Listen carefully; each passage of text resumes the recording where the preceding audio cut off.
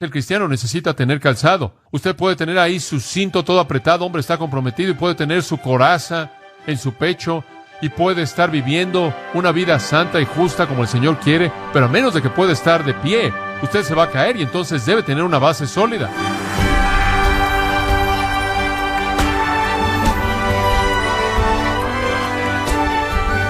Bienvenido a su programa Gracias a Vosotros con el pastor John MacArthur. Muchas batallas en la historia se han perdido debido a que el enemigo atacó sorpresivamente, usando tácticas inéditas y armas sorpresivas. ¿Conoce usted las descripciones bíblicas de cómo Satanás ataca a los creyentes? Aprenda las tácticas defensivas bíblicas conforme John MacArthur continúa con la serie La armadura del creyente, aquí en Gracia a Vosotros. Para nuestro estudio en esta mañana, quiero invitarlo a que me acompañe a Efesios capítulo 6. Estamos viendo los versículos 13 al 17 en el tema de la armadura del creyente. Me gustaría leer los versículos 13 al 17 para entrar a nuestra lección el día de hoy. Por tanto, tomad toda la armadura de Dios para que podáis resistir en el día malo y habiendo acabado todo, estar firmes. Estad pues firmes, ceñidos vuestros lomos con la verdad, y vestidos con la coraza de justicia, y calzados los pies con el apresto del Evangelio de la paz. Sobre todo, tomad el escudo de la fe, con que podáis apagar todos los dardos de fuego del maligno. Y tomad el yelmo de la salvación, y la espada del Espíritu, que es la palabra de Dios. Hubo un tiempo en la vida de Martín Lutero, cuando su conflicto con Satanás se volvió tan real, que casi adoptó una manifestación física, con el resultado de que, en enojo en contra de Satanás, Martín Lutero tomó su tintero y se lo arrojó al diablo. Se rompió y manchó de tinta su pared, y la mancha se quedó por muchos años, recordándole a mucha gente lo vívido que el conflicto fue en su propia vida. No es menos real en nuestras vidas, aunque quizás no tengamos la intensidad espiritual de un Martín Lutero para verlo como tal. El creyente y Satanás están en un combate mortal. Versículo 12 de Efesios 6 dice que tenemos lucha, y el verbo es un término describiendo un combate mano a mano de vida o muerte. Ahora, Dios tiene propósitos tan altos y santos y sublimes y grandes y gloriosos para el creyente, que nos llama a caminar de una manera que nos aparta del sistema. Estos son propósitos que le hacen a Dios digno de su propia gloria.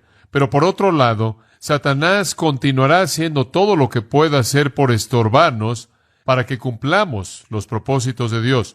Y como consecuencia hay guerra en la vida del creyente. Yo creo que la guerra realmente comienza en el momento de salvación, inclusive antes de la salvación, conforme la palabra viene con el mensaje del Evangelio. Según las palabras de nuestro Señor, Satanás intenta arrebatarla para que una persona no pueda responder. Y cuando nos convertimos en un creyente y somos pequeños niños, por así decirlo, en fe, Él nos envía una inundación de doctrina falsa para llevarnos por doquier de aquí para allá y alejarnos de la verdad. Él nos sitia y nos ataca y nos acusa de manera incansable a lo largo de nuestra vida. Usted regresa al punto en el tiempo en el que usted ve a Jesús entrar al mundo, y Satanás hace lo que puede porque Herodes asesina a Jesucristo. Él hace lo que puede durante la vida misma de Jesucristo para matarlo, ser empujado desde un peñasco crucificado, y Jesús conquista sus esfuerzos. Usted descubre que en el libro de los Hechos, conforme la iglesia comienza a llevar el mensaje de Jesucristo, el diablo lo resiste a lo largo del proceso. Pablo comienza sus viajes misioneros para extender el Evangelio al mundo, y él se encuentra con magos y hechiceros y personas poseídas por demonios tratando de estorbar el esfuerzo. Pedro, en el día de Pentecostés, enfrenta hostilidad, y de ahí en adelante la persecución se desata en contra de esa iglesia. El Sanedrín son llamados a cuestionar a estas personas y les piden que guarden silencio. Y a lo largo del Nuevo Testamento y los Evangelios, esto es resistido por Satanás. Finalmente, cuando la iglesia nace en términos de sus raíces y tiene un cimiento y comienza a marchar a lo largo de los siglos, desde el tiempo en el que conocemos como el año de nuestro Señor, los primeros 3 siglos, están inundados de persecuciones en contra de la iglesia, la muerte de cristianos, el martirio de aquellos que aman al Señor, y después entramos al terror de la edad oscura, en la cual el testimonio entero del Evangelio se vuelve casi apagado, excepto por unas cuantas velas de grupos fieles que creyeron la verdad a lo largo de esa época. Finalmente, en el tiempo de la Reforma, la luz vuelve a brillar y oímos el Evangelio resonando de manera fuerte y clara, conforme el nacimiento de la iglesia protestante se lleva a cabo. Y después hay una guerra a ese nivel entre el romanismo y la iglesia protestante. Finalmente llegamos a nuestro propio día y el protestantismo está bastante extendido y el Evangelio es conocido. Y viene la infiltración del modernismo y del liberalismo y de la neortodoxia y la psicología y todas estas otras cosas, por no decir nada de los ataques del comunismo y humanismo y materialismo y hedonismo y todas estas cosas, de tal manera que vemos desde el principio mismo, a lo largo de la historia, una batalla terrible entre Satanás y el Evangelio de Cristo. Y no es solo una batalla de movimientos, no es solo una batalla de ideologías, es una batalla en la vida de todo individuo, conforme Satanás ataca la obra de Dios que él intenta llevar a cabo en la vida de sus hijos. Entonces hay una guerra, y esa es la razón por la que Pablo cierra Efesios como lo hace. Claro que tenemos los recursos en los primeros 3 capítulos, claro, sabemos cómo debemos andar de una manera digna en los siguientes capítulos, pero va a haber resistencia, y esa es la razón por la que él cierra como él cierra. Satanás se opone a todo lo que Dios hace. Por ejemplo, Jesús revela la verdad. Juan 1:17 dice, Él está lleno de gracia y verdad. Y Satanás la encubre. En Juan 8:44 dice que Él es un mentiroso y padre de mentiras. Entonces Jesús está revelando la verdad y Satanás está ocultándola. Por otro lado, la Biblia nos dice en Juan 5:24 que Jesús da vida. Él dice, el Padre le ha dado vida a Él, y Él le da vida a quien Él quiere. Y Satanás, en Juan 8:44, Él es llamado un homicida. Él quita la vida. Y en Hebreos 2:14 se dice de Él que tiene el poder de la muerte. Y entonces Jesús da vida y Satanás quita la vida. Jesús revela la verdad y Satanás la oculta. Jesús produce fruto espiritual, según Gálatas 5:22. Jesús produce en nuestras vidas amor, gozo, paz, paciencia, benignidad, bondad, fe, mansedumbre y templanza. Y Satanás produce fruto carnal, y también está enlistado en Gálatas 5. El fruto de la carne es fornicación, inmundicia, lascivia, idolatría, hechicerías, odio, enemistades, celos, iras, divisiones, herejías, envidias, homicidios, embriagueces, orgías, etc. Jesús, la Biblia dice, nos prueba para que podamos madurar. Santiago 1 dice que la prueba de nuestra fe nos hace perfectos, mientras que Satanás nos tienta para destruirnos. Él anda alrededor, dice Pedro, como león rugiente buscando a quien devorar. Entonces, por un lado, Jesús revela la verdad, Satanás la oculta. Jesús produce vida, Satanás quita la vida. Jesús produce fruto espiritual y Satanás produce fruto carnal, malo y vil. Jesús nos prueba para hacernos maduros y Satanás nos devora para destruir. En Juan 8 usted tiene esta afirmación, que si conoce al Hijo, el Hijo lo liberará. Usted tiene en 2 Timoteo 2:26 el hecho de que Satanás lo hace usted un esclavo.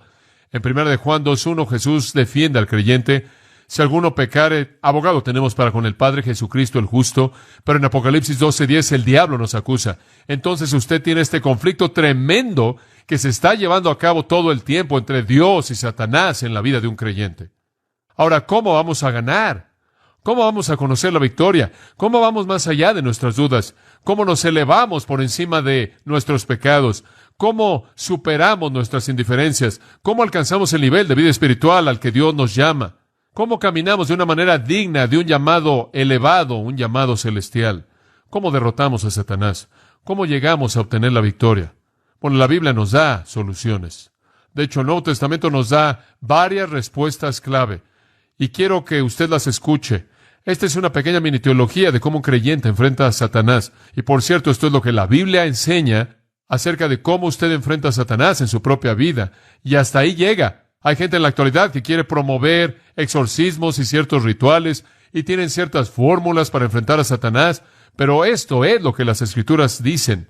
Le voy a dar unos 5 o 6 principios y vamos a verlos rápidamente. Le voy a dar una pequeña secuencia. Número 1, en primer lugar, para conocer la victoria sobre Satanás, debemos reconocer que Cristo ya ha derrotado a Satanás. Ya le ha dado un golpe que ha derrotado a Satanás. Reconozca que Cristo ya lo ha derrotado. En 1 de Juan 3:8 dice que Jesús vino a destruir las obras del diablo. En Hebreos 2:14 dice que Él vino a destruir a aquel que tenía el poder de la muerte, a quien todos nosotros estábamos sujetos a esclavitud. Entonces sepan esto, amados, que el Señor ya ha dado un golpe de derrota. La segunda cosa, el Nuevo Testamento dice, reconozca que el poder que le dio ese golpe reside en usted.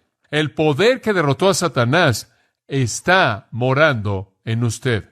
En 1 de Juan 4, dice en el versículo 4, mayor es el que está en vosotros que el que está en el mundo. Cuando un creyente es salvo, él recibe el Espíritu de Dios.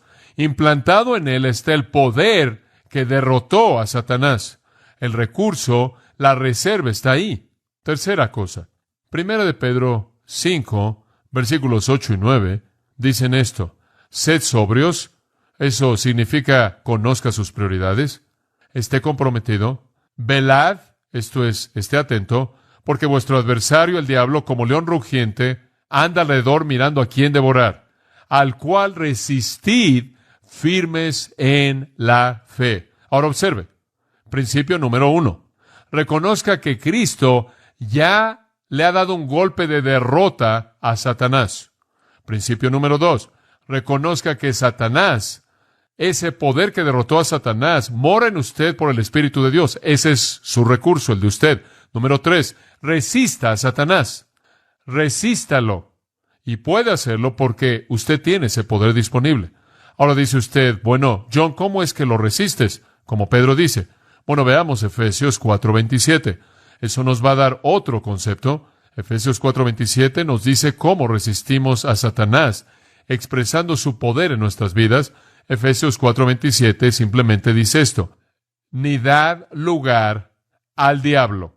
Simplemente usted nunca le dé a él un lugar. Es bastante simple, no le dé lugar. Ahora, la implicación del versículo es que si usted tiene un lugar es porque usted se lo dio, ¿verdad?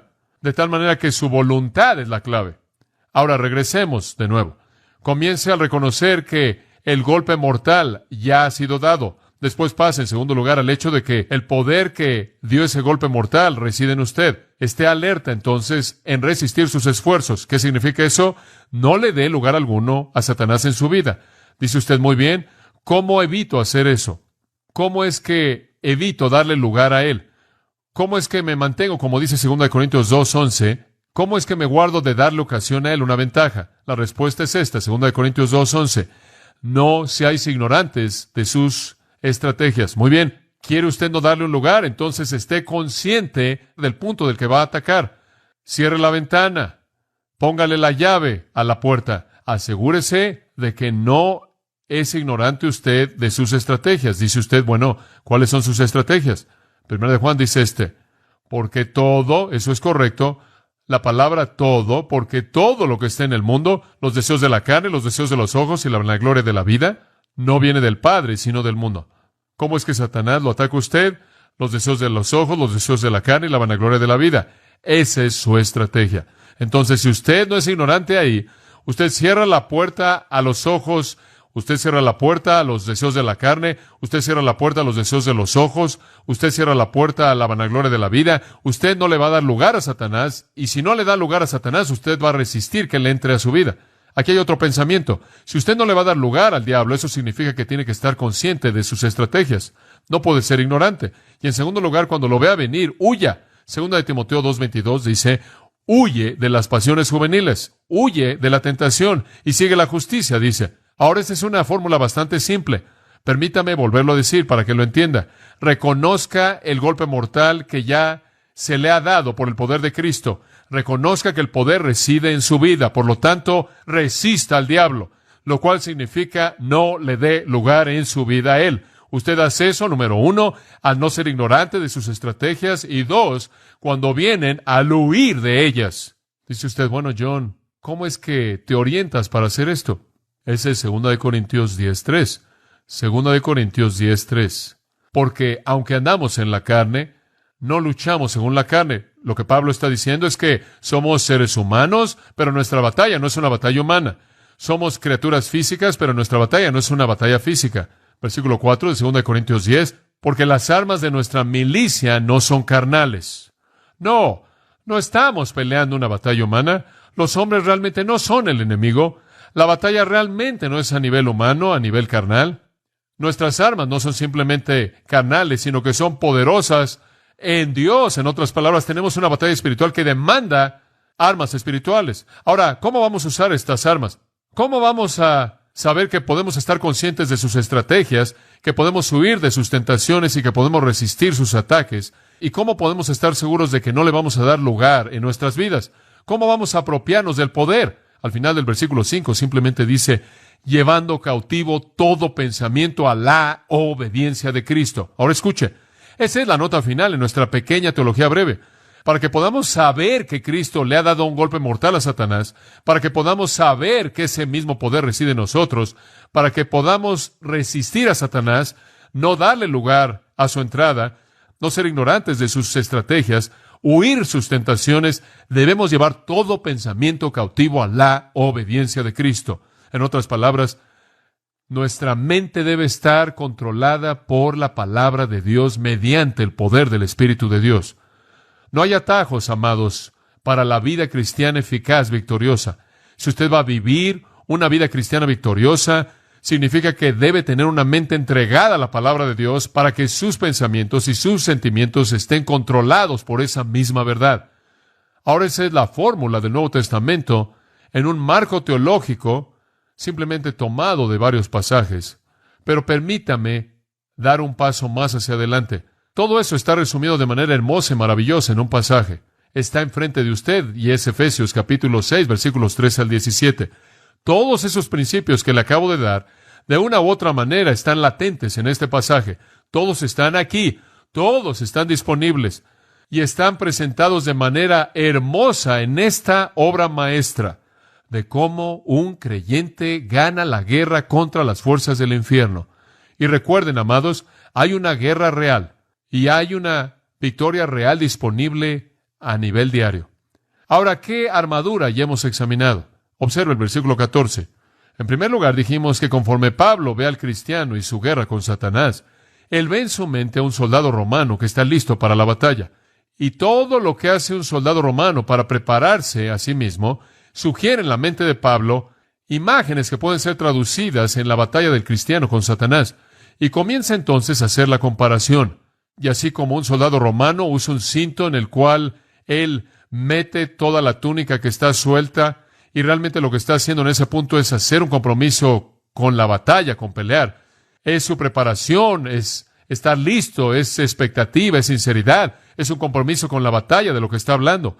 Pablo ve eso en el cinto de la verdad. Habiendo ceñido vuestros lomos con la verdad, versículo 14 dice, y para un creyente debe haber un compromiso con la verdad.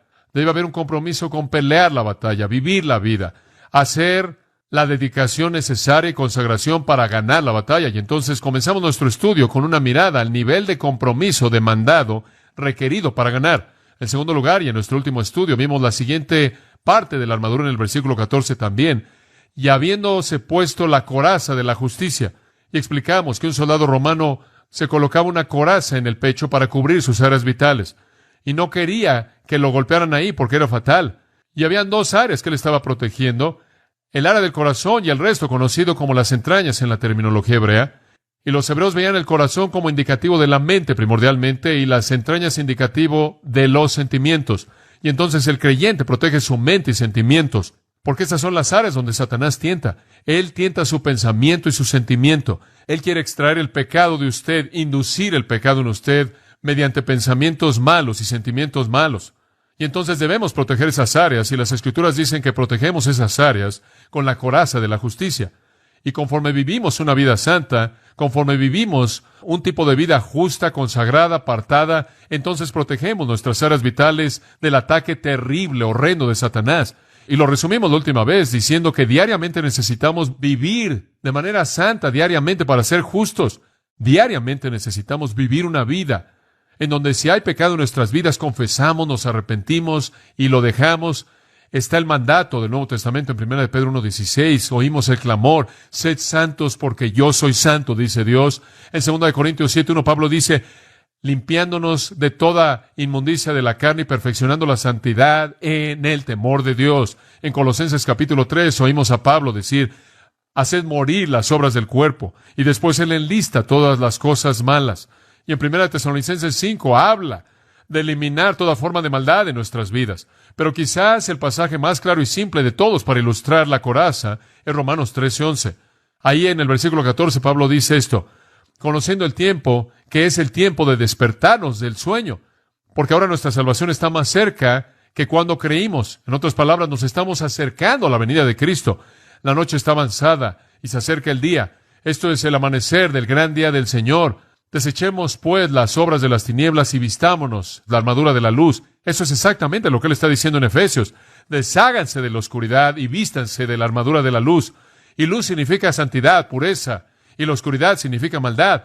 Entonces, despojándonos, quitándonos las obras de las tinieblas, vistámonos de la armadura de la luz. Esa es la coraza. Después él dice, andemos honestamente. Ese es el cinto del compromiso. Ese es el cinto de la verdad, sin hipocresía, comprometidos con ganar. Como de día, dispuestos a ser expuestos, porque somos justos e íntegros conforme peleamos por el Señor. Desechemos, no en glotonerías y borracheras, inmoralidad, lo cual significa vivir sin vergüenza, no en contiendas y envidias, sino vestidos del Señor Jesucristo y no proveáis para los deseos de la carne. Entonces, él realmente está diciendo lo mismo en Efesios acerca de la coraza de justicia. Desháganse de la basura, la oscuridad, la maldad y vivan en una relación santa y justa con el Señor. Eso no significa que usted va a ser perfecto. Estamos esforzándonos por serlo. Fracasamos, pero cuando pecamos, debemos estar confesando y arrepintiéndonos de ese pecado. Y después, en tercer lugar, y para esta mañana, quiero que vea los pies calzados con el Evangelio de la Paz. Esto es tremendo. ¡Oh, qué gran concepto tan maravilloso es este! Versículo 15. Y calzados vuestros pies con el apresto del Evangelio de la Paz. Ahora él viene al calzado de los soldados. El calzado se ha convertido en una parte importante de nuestra cultura. Originalmente el calzado era usado para proteger los pies, ahora se han convertido en un artículo de moda. Francamente no necesitamos tanta protección para nuestros pies. Nuestros autos no tienen alfombra, nuestras calles tienen buen pavimento, y nuestras iglesias tienen alfombra, y nuestras oficinas tienen alfombra, y los lugares que no tienen alfombra tienen pisos bastante limpios. En la mayoría de los casos, no estamos caminando sobre piedras o en lodo o pisando polvo o tratando de pasar en medio de arbustos con espinas y demás. Realmente hemos pavimentado y alfombrado nuestro mundo y los zapatos primordialmente se han convertido en un artículo de moda. Entonces, no necesariamente podamos entender el retrato de manera tan clara como debiéramos, a menos de que entendamos lo terrible que era el terreno en ese entonces, lo penetrantes que eran las espinas y las cosas que estaban en el piso, lo difícil que sería estar caminando sobre las piedras y las rocas y todo lo demás en esas partes del mundo. Quizás podríamos tener una pequeña idea si viéramos en la actualidad una necesidad especial para los zapatos, si estuviéramos escalando o cruzando el desierto, caminando en pavimento caliente o lo que sea. Y esta es la razón por la que en esos días se usaba el calzado. En la actualidad también tenemos zapatos para todo tipo concebible de deporte. Y siempre me parece sorprendente ver cómo todo sirve una función. Si usted está participando en un deporte sobre concreto, tiene cierto tipo de calzado. Si usted va a estar sobre polvo, es otro tipo de calzado. Noto que inclusive para el tenis, dependiendo del tipo de superficie sobre la cual esté jugando, algunas canchas de pasto en Wimbledon, algunas canchas de arcilla, algunas canchas de concreto, algunas de hule, todo tiene que tener un tipo diferente de suela. Y tienen cierto tipo de calzado para pisos de madera y otro tipo de calzado para otros pisos. Hay diferentes tipos de zapatos para correr dependiendo si usted está corriendo en una pista con algo de hule u otro material y así sigue. Y ahora usted va a su centro comercial y usted ve una tienda ahí y creo que le llaman Foot Locker, el vestidor del calzado. Sé que mis hijos van directamente ahí tan pronto como llegamos al centro comercial, fascinados con todas esas cosas. Tienen todos los zapatos para todas las razones. Le dije que estuve en el vestidor de Jerry Terrell la otra noche y vi su vestidor y habían 8 diferentes pares de tenis de béisbol ahí. Y yo le dije, ¿tienes muchos de estos? Dijo, sí, todo equipo tiene uno para cada superficie diferente. Toda superficie demanda un calzado diferente. Y yo me puedo identificar con eso. Me acuerdo una vez en la universidad, estábamos jugando fútbol americano y estábamos jugando ahí en el Tazón de las Rosas. Y había llovido por un par de semanas antes del juego y estaba bastante mal el suelo. Y claro, cuando se juega mucho en el campo hacia el final de la temporada, el césped primordialmente ya se acabó. Y después llueve y se vuelve simplemente algo problemático. Y lo que hacen es que pasan un pequeño carro por encima y lo pintan de verde para que se vea con pasto. Pero realmente no hay mucho pasto. Y se veía bastante bien para nosotros. Realmente no sabíamos cómo sería. Tenía 2 pares de calzado en fútbol americano. Uno que tenía tacos largos para un mal terreno y el otro con los cortos, y pensé que estaría bien con los cortos. Los largos eran algo pesados, no me gustó eso, y entonces tomé los pequeños, los cortos, y fueron los equivocados. Tenía el calzado impropio, no era apropiado, realmente no lo descubrí hasta que dieron la patada de inicio y estaba allá atrás en la yarda 4 para recibir el balón y regresarlo, y llegó el balón del aire y conforme lo recibí, di unos 2 pasos y terminé aterrizando en mi hemisferio del sur, enfrente del mundo entero, y estaba ahí sentado con el balón gentilmente cuidado por mis piernas, mientras que 21 personas se me quedaron viendo, ninguno de los cuales ni siquiera me tocó. Me caí totalmente solo. Me senté ahí en la yarda número 6, mientras que todos comenzamos como un equipo desde la profundidad de nuestro propio territorio, y me di cuenta, ¿sabes una cosa? Debería haberme puesto los otros zapatos. Inclusive traté de ir a la banca para que alguien que no estaba jugando con tanta frecuencia como yo quisiera cambiar conmigo, pero nadie quiso cambiar, y entonces me resbalé por todo el campo. Tenemos razones para las cosas que tenemos. Los zapatos proveen cierta función, y esto es especialmente verdad en la guerra. Si es importante en el deporte, se puede imaginar cuánto más importante sería si usted estuviera peleando por su vida. Y un soldado romano no se metía en una batalla con un calzado simple de piel, con una suela lisa. Se estaría resbalando y cayendo por todos lados. Él podría estar tratando de subir por una roca para pelear contra un hombre, y él se resbalaría ahí por las rocas, y entonces tenían que tener un calzado especial, y era muy importante, porque en la batalla esto podría salvarle la vida, posiblemente. También tenían que tener un tipo especial de calzado que durara para las marchas largas, porque cubrían cantidades tremendas de terreno. Recordará usted leyendo acerca del ejército romano, recordará leyendo acerca de las marchas largas de César, y muchas guerras han sido perdidas porque los soldados no tuvieron el calzado adecuado. Inclusive usted lee acerca del tiempo de la guerra de la Revolución norteamericana estadounidense, cuando usted ve a los soldados bajo el general Washington con su calzado siendo envuelto porque ya no podían tener calzado, estaban tan desgastados. Han habido otros puntos en la historia humana en donde las batallas han sido perdidas porque no podían proteger los pies de los soldados de que se congelaran o se lastimaran o se hirieran.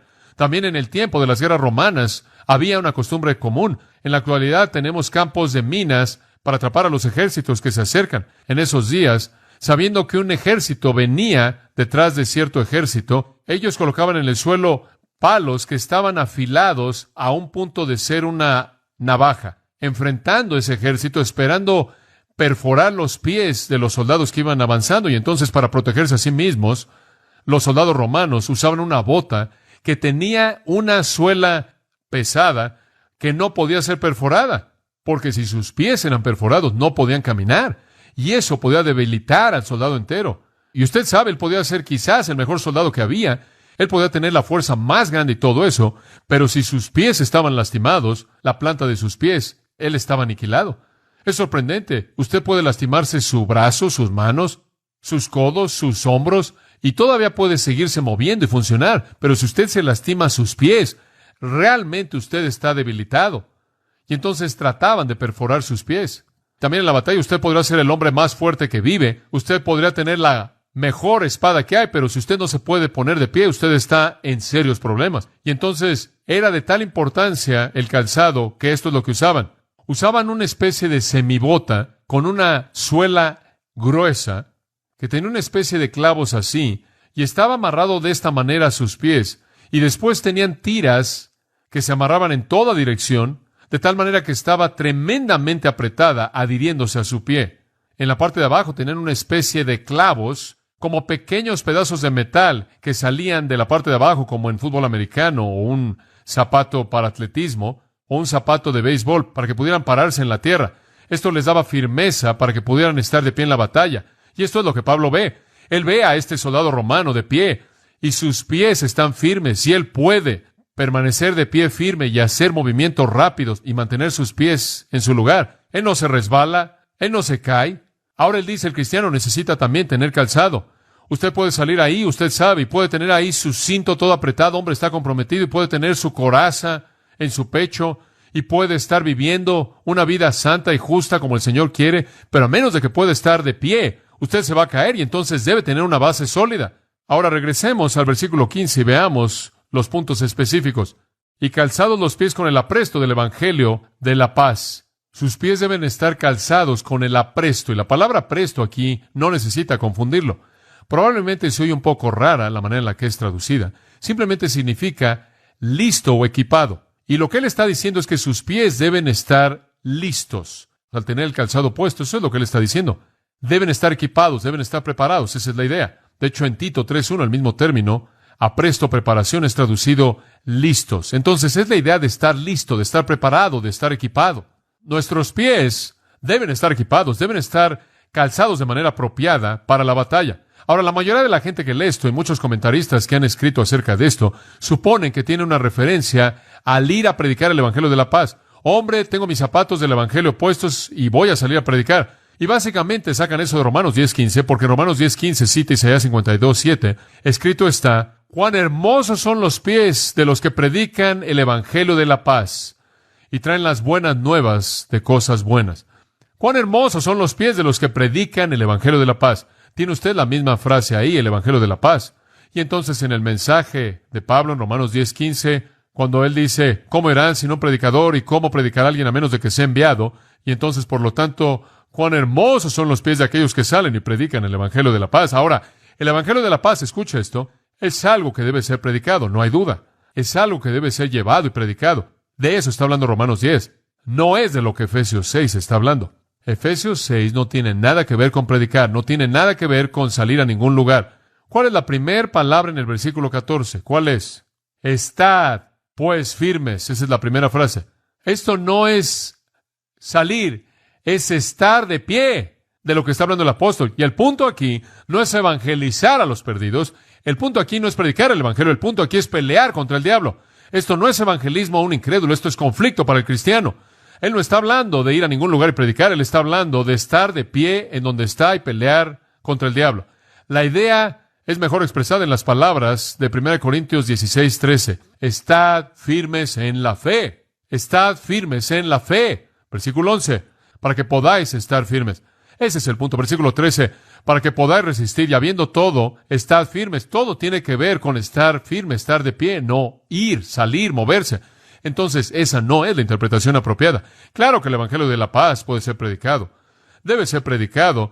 Y son hermosos los pies de aquellos que salen y lo predican. Pero ese no es el punto aquí. Esto no es evangelismo. Este es el creyente en conflicto con Satanás. Y él está diciendo, debido a que nuestros pies tienen puestos o están calzados con las buenas nuevas de la paz, estamos de pie, no nos deslizamos, no nos resbalamos, no nos caemos cuando estamos bajo ataque. Ahora veamos la frase, el Evangelio de la paz. Bueno, ¿qué es eso? ¿Qué es? Bueno, el Evangelio significa ¿qué? Buenas noticias. ¿Y paz significa qué? Paz. Son las buenas noticias de paz. ¿Y cuáles son las buenas noticias de paz? Romanos capítulo 5. Pase ahí porque es un pasaje muy importante. Romanos capítulo 5. Estas son las buenas noticias de la paz. Quiero que observe el versículo 6. Romanos 5:6. Ahora, aquí está el retrato básico del hombre. Porque cuando éramos débiles, muy bien, el hombre es débil. Él es débil. Versículo 7.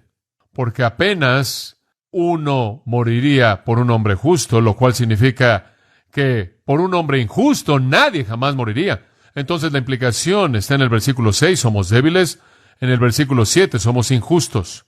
En el versículo 8, porque siendo aún pecadores, Cristo murió por nosotros, entonces somos pecadores. Versículo 9, mucho más entonces, siendo justificados por su sangre, seremos salvos de la ira. Eso indica que éramos no justificados, no salvos y los objetos de la ira de Dios. Ahora, allá hay una definición del hombre. Versículo 6, débil. Versículo 7, injusto. Versículo 8, pecaminoso. Versículo 9, no justificado, no salvo y un objeto de ira. Resumiéndolo todo, ese tipo de hombre, versículo 10, sí, cuando éramos enemigos. Ese es el resumen. Usted toma un hombre quien es débil, injusto, pecaminoso, no salvo. ¿Y qué es lo que usted tiene? Un enemigo de Dios, quien es el objeto del juicio de Dios.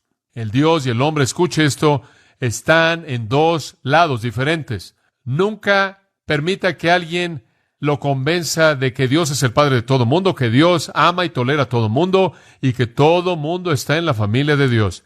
Leímos al principio de nuestro servicio Nahum capítulo 1 que dice, Dios no va a absolver al impío, Dios es un Dios de venganza y un Dios de justicia, y si un hombre y una mujer son enemigos de Dios, van a sentir el juicio de Dios. ¿Pero qué hizo Dios para cambiar esto? Versículo 6 de nuevo, cuando éramos débiles, a su debido tiempo Cristo murió. Versículo 7, éramos injustos, y apenas por un hombre justo alguien moriría. Quizás por un hombre bueno alguien se atrevería a morir. Mas Dios muestra su amor para con nosotros en que siendo pecadores, Cristo murió por nosotros. Dios dice, son enemigos, pero voy a tratar de remediar esto en la muerte de Cristo. Y somos entonces justificados, versículo 9, por su sangre, somos salvos de la ira mediante Él. Cuando éramos enemigos, fuimos reconciliados con Dios por la muerte de su Hijo. ¿Lo ve? Ahora, entonces escúcheme. ¿Qué es el Evangelio? El Evangelio es que el hombre estaba en guerra con Dios, pero Cristo hizo la paz, ¿verdad? Cristo hizo la paz. Ese es el Evangelio de la paz. Ahora regresa al versículo 1 del capítulo 5 de Romanos. Por tanto, habiendo sido justificados por la fe debido a lo que Cristo ha hecho, tenemos paz para con Dios por medio de nuestro Señor Jesucristo. Ese es el Evangelio.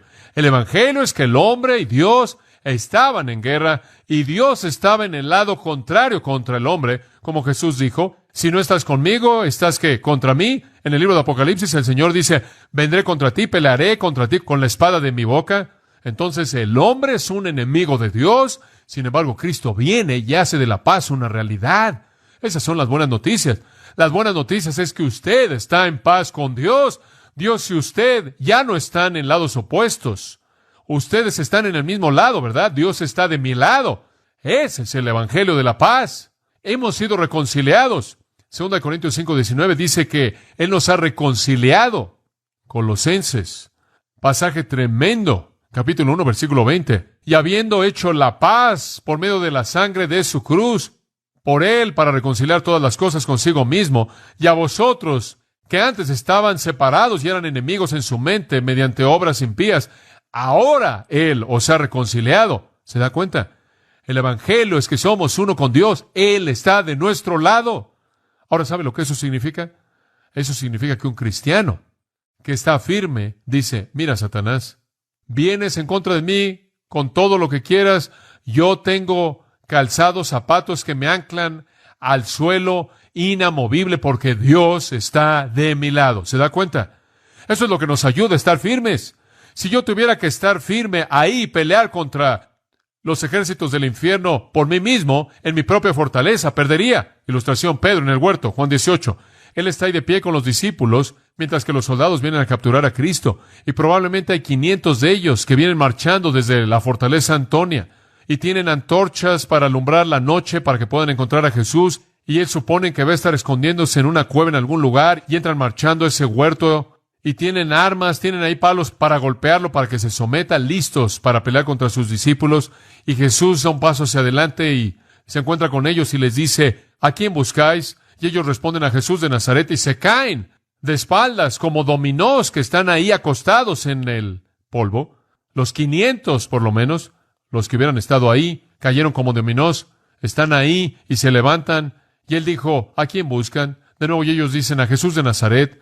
Se habían caído en el suelo. Pedro está pensando, sin duda alguna, consigo mismo, hombre, qué poder, simplemente es un hombre, y el ejército romano entero se colapsa. Y él se le ocurre una idea. Si es así de poderoso, no hay sentido alguno en el que seamos capturados, ¿verdad? Entonces la Biblia dice que él tomó su espada y él le corta la oreja al siervo del sumo sacerdote. Él no está tratando de quitarle la oreja a Malco. Estoy convencido que él iba por su cabeza y Malco se agachó. Sé eso es todo. Malco tuvo una buena reacción.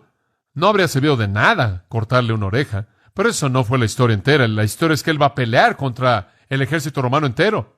Dice usted, bueno, ¿de dónde obtiene él ese tipo de fortaleza? ¿Qué le dio esa confianza? Él acababa de ver al ejército entero cayendo en el suelo simplemente al oír el nombre de Jesús y él está pensando, hombre, si yo me voy a meter en problemas, solo voy a decir, atácalos, Jesús. y se van a caer. Hay un sentido en él de invencibilidad, como puede ver. Él tiene un sentido de que nada jamás lo puede derrotar, porque él ha visto el poder ya desplegado. Y él toma la espada y él comienza a defender al Señor. Él sabía quién estaba de su lado, ¿se da cuenta? Él sabía quién estaba de su lado, y ahí es de donde vino el recurso. Pienso en la multitud de Madián, y la multitud de Madián viene a atacar a los hijos de Israel, y Dios se mueve en los corazones de Israel para pelear contra los madianitas, y entonces el pueblo en Israel decide hablarle al ejército y sacar a 32,000 soldados. Las tropas, usted sabe, van a ir y pelear contra los madianitas, y el Señor dice, mira, no necesito a 32,000 soldados para hacer esto. Desháganse de todo mundo que no esté tomando esto en serio. Y entonces va y le dice a Gedeón que use un pequeño sistema, y finalmente Gedeón lo hace y terminan con 300 hombres. Y el Señor dice, muy bien, ustedes 300 van a derrotar a el ejército de Madián. Todo mundo saque un contenedor y una trompeta y una vela. Sí, he estado ahí y he dicho, y he pensado, eso es un poco raro. Súbanse a una montaña y vayan en contra del ejército madianita desde el valle, y cuando yo les diga qué hacer, y cuando yo les diga toquen la trompeta, rompan el contenedor, y van a tener la vela, y vamos a ganar la batalla. ¿Y sabe lo que pasó? Lo hicieron. Y el ejército de Madián se levantó y se mataron los unos a los otros. Escuche, Gedeón sabía quién estaba de su lado. Como puede ver, él sabía quién estaba de su lado. Pedro y Juan entraron al Sanedrín y dijeron, no nos importa lo que digan, vamos a servir a Dios. Y no tenían temor, ellos sabían quién estaba de su lado. El apóstol Pablo hizo lo mismo, predicó valientemente a Jesucristo porque él conocía sus recursos. Él estaba en paz con Dios, Dios estaba de su lado, ¿se da cuenta? Y en eso estamos de pie firmes. Y le puedo decir a Satanás, adelante lo que quieras. Yo puedo decir lo que tú tengas que arrojarme, no tengo en absoluto temor alguno porque Dios está de mi lado. ¿Sabe una cosa?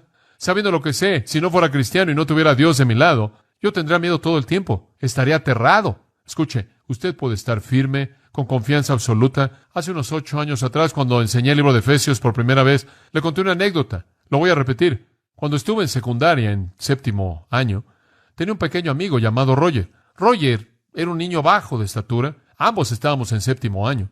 Y Roger, en cierta manera, se veía como alguien de 4º año. Realmente no se había desarrollado mucho.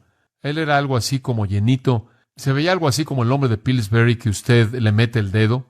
¿Me entiende? Él era algo así como gordito y bonito y se veía como un niño tierno. Y Roger era mi amigo porque yo era el hijo del pastor y él estaba en la iglesia también. Y éramos amigos de escuela dominical y entonces, usted sabe, caminábamos por esta secundaria que era bastante difícil en su ambiente. Esta era una secundaria bastante difícil. Teníamos peleas de cuchillos todo el tiempo.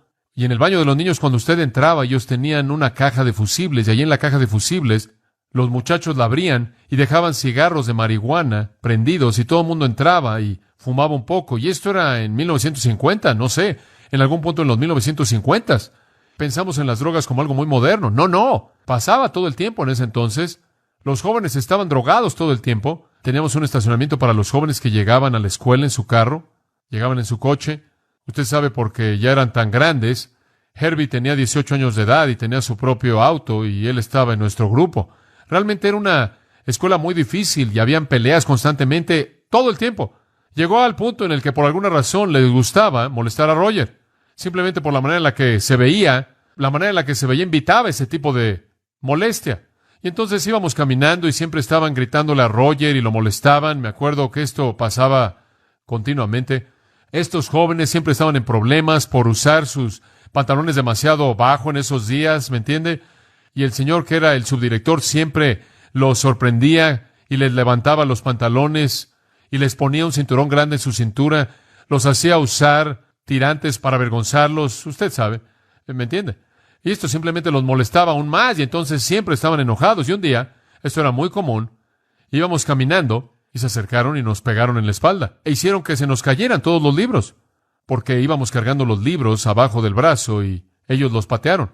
Eran unos 6 jóvenes que nos hicieron esto y simplemente los patearon conforme iban caminando y ahí por el pasillo y siguieron pateándolos hasta que cayeron los libros allí en los arbustos y ninguno de los dos podíamos defendernos contra esto.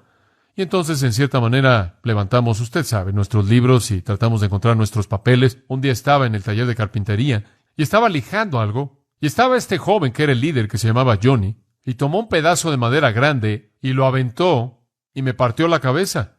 Me tuvieron que meter puntadas y demás. Y entonces esto era algo serio. No sé lo que hicimos, pero simplemente nos molestaban. Y esto pasaba todo el tiempo. Este joven llamado Johnny era el líder. Bueno, un día estábamos en el vestidor y nos estábamos preparando para irnos después de la clase de educación física. Y llegó el grupo, llegó la pandilla, y los chicos malos se cubrían la cabeza, se ponían un gorro, los llamábamos, los jóvenes duros. Y vinieron y pensaron que sería muy chistoso, muy simpático, y entraron y nos empujaron, y nos caímos de la banca, nos pegamos con los lockers, con los vestidores en la parte de atrás de nuestra cabeza, como si fuera una especie de comedia. Simplemente usted sabe, ¡pam!, hacia atrás. Alfonso y Gastón, usted sabe. Y ahí estábamos acostados sobre el suelo, y Roger finalmente dice, eso es suficiente. Bueno, usted sabe, usted solo puede tolerar hasta cierto punto, ¿verdad? Bueno, yo le dije, bueno, ¿qué vas a hacer, Roger? Él dijo, bueno, voy a decirle a mi hermano. Yo le dije, bueno, eso es bueno, y el nombre de su hermano era Steve. Nunca lo olvidaré, la familia Williams. Steve jugaba en fútbol americano para la Universidad Estatal de Long Beach. Era el linebacker de en medio. Steve medía 1.90 y tenía cintura de 30 pulgadas. Nunca olvidaré a Steve porque me acuerdo la primera vez que lo oí dar su testimonio. Él estaba manejando un camión de pan y chocó contra un muro de concreto a unos 50 kilómetros por hora y salió caminando. Ese es el tipo de hombre que era. Era un hombre tremendamente fuerte físicamente hablando. Pero bueno, Roger dijo que le iba a decir a su hermano y entonces dije, muy bien, Roger. Y entonces regresó al otro día y dijo, Steve va a venir a la escuela mañana y va a hacer algo. Entonces estos jóvenes tenían un área ahí junto al gimnasio en donde se habían acabado el pasto. Realmente llegaban todas las mañanas y fumaban y metían la marihuana y demás y estaban ahí, desgastaban el pasto y simplemente platicaban, unos 6 o algo así de ellos, y siempre estaban ahí. Entonces este día Steve estaba ahí, nada más que se quedó atrás de un edificio para que no lo pudieran ver. Y estábamos a unos 15 minutos de empezar la clase ese día. Y Roger y yo en cierta manera estábamos ahí platicando, esperando ver lo que iba a pasar, y entonces Roger gritó y dice, oye, le dice a Johnny, ven aquí. Y entonces se estaban riendo y realmente pensaron lo vamos a aplastar, y este Johnny viene y tenía hasta antecedentes penales. De hecho, más adelante es algo triste. Más adelante terminó siendo matado en algún tipo de robo o algo así. Pero bueno, él llegó aquí aparentando ser muy fuerte y se estaba riendo y burlándose de Roger. En ese punto Steve salió de atrás del edificio y se acerca a Roger y le dice, ¿cuál? Y Roger dice, ¿ese? Y en ese punto Steve se acercó a este joven. Nunca lo olvidaré. Esto es exactamente lo que pasó. Simplemente levantó al joven de la playera. Lo levantó. De un puñetazo le tiró 4 dientes. Simplemente aplastó su nariz, sus 2 dientes de adelante y no sé los demás. Y después lo levantó y claro, el joven estaba inconsciente. Lo levantó y había una reja enfrente de la pared del gimnasio y lo aventó por arriba de la reja en contra de la pared y terminó atrás del arbusto. Y después le dijo al resto de sus amigos, no vuelvan jamás a volverse a meter con Roger. Y se fue. ¿Quieres saber lo que pasó en nuestra secundaria? Roger dominaba. No había duda. Roger estaba a cargo de la secundaria de Downey del Norte. ¿Sabe por qué? Porque Roger tenía recursos. ¿Sabe una cosa? Es tremendo saber que Jesucristo dijo, no me avergüenzo de llamarles hermanos míos. No me avergüenzo de llamarles mis hermanos. Es algo grandioso saber que Él está de nuestro lado. Amén. Y cuando Satanás viene a atacar y nuestros pies están firmemente plantados en el piso sólido del Evangelio de la Paz, que dice, las buenas noticias es que no soy un enemigo. No estoy del otro lado. Dios está de mi lado debido a Jesucristo. Y entonces, sin importar lo que Satanás traiga, puedo, como el versículo 10 dice, fortalecerme en el Señor y en el poder de su fuerza. Y esa es la confianza de que sus pies tengan puestos el apresto del Evangelio de la Paz. Escuche, la victoria está disponible en su vida como cristiano. Simplemente responda a estas 3 preguntas conforme cierro. Número 1, ¿realmente quiero ganar? ¿Realmente quiero ganar? ¿Tengo puesto el cinto del compromiso? Pregunta número 2, ¿busco vivir una vida santa? ¿Tengo puesto una coraza en el pecho de la justicia? Y número 3, ¿soy valiente en la batalla porque mis pies están firmemente plantados en la confianza en Dios? Si usted anda por todos lados dudando del Señor y su fortaleza, usted va a perder. Pero si usted puede responder a esas 3 preguntas sí, Usted es un ganador. Y Dios va a hacer cosas emocionantes y revolucionarias con su vida para su propia gloria. Oremos. Padre, te damos gracias en esta mañana por la confianza que tu palabra nos da. Gracias porque Jesucristo murió por nosotros, de tal manera que ya no somos enemigos, sino amigos, de tal manera que ya no estamos lejos, sino hemos sido traídos a la familia, de tal manera que no estamos aislados, sino que fuimos hechos participantes de la naturaleza divina.